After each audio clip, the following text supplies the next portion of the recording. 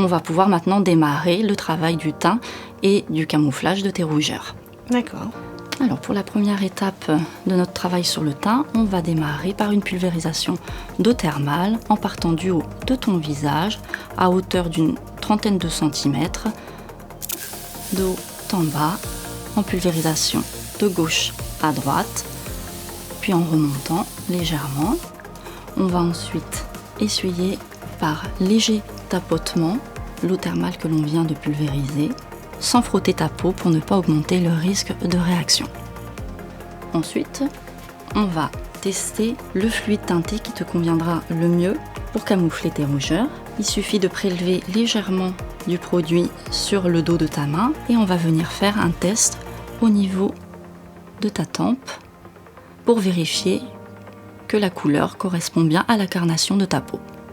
Une fois que l'on aura vérifié que la couleur correspond bien au niveau de ta peau, on va pouvoir appliquer le produit sur l'ensemble de ton visage en partant de la zone médiane et en étirant ton fluide vers l'extérieur de ton visage. Pour limiter le phénomène d'échauffement de ta peau et l'augmentation des rougeurs, on peut aussi privilégier une petite éponge en latex avec toujours le même mouvement pour appliquer ton produit de la zone médiane vers l'extérieur. Et comme c'est un produit qui est riche en pigments, il n'y a pas besoin d'en mettre beaucoup pour obtenir une bonne correction de ton teint. Et on va insister sur les zones où les rougeurs sont le plus présentes. On n'oubliera pas également le menton, qui est une zone aussi qui peut présenter des légères rougeurs. Alors pour la dernière étape de notre travail sur le teint, on va utiliser une poudre minérale pour unifier et matifier le travail du teint. Au préalable, on fera un premier test sur le bout de ton nez pour s'assurer que la couleur de la poudre correspond bien à celle qui a été utilisée au préalable avec le fond de teint fluide et qui va permettre de matifier l'ensemble de la zone maquillée et qui va permettre que ton maquillage tienne toute une journée sans avoir besoin de faire de retouches.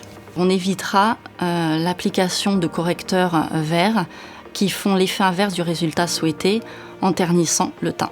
On va également augmenter la protection de la peau grâce à la présence de filtres solaires qui sont à l'intérieur de nos produits de maquillage.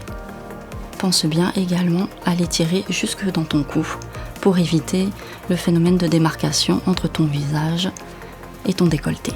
On obtient donc ici un résultat avec un teint unifié pour toute la journée.